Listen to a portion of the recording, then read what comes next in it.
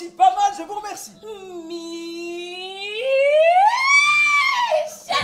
Michette, bien plus que Caroline, Michette, ça manchette. En l'occurrence, l'œuvre originale Les Fiancées de Loge de Feydeau et de Desvallières, qui était un complice de l'époque de Feydeau, enfin de l'époque de ses débuts, puisque en effet c'est une œuvre de jeunesse. Donc c'est une des premières pièces de Feydeau. Là où c'est original, c'est que cette œuvre de jeunesse a été adaptée musicalement, et pour les couplets par Jacques Mougenot, pour la musique et la mise en scène par Hervé de Volder, qui a donc greffé à l'œuvre originale des parties chantées, accompagnées de morceaux bien sûr musicaux, et de couplets originaux qui argumentent ces morceaux musicaux. Et je dis aussi.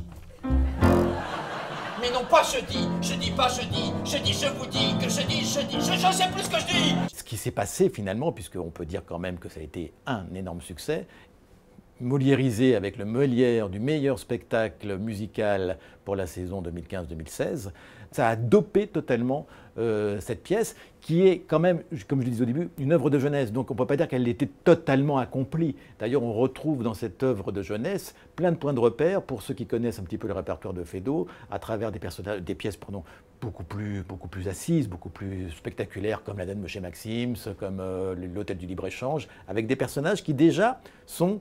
la Môme Crevette, par exemple, dans La Dame chez Maxims, c'est un des personnages déjà en gestation dans Les Fiancées de Loche. Et là, en l'occurrence, cette œuvre mineure, en effet, redevient quelque part, ou devient plutôt majeure, grâce, en effet, à l'intervention musicale et les couplets de Jacques Mougenot et la musique de Hervé de Volder.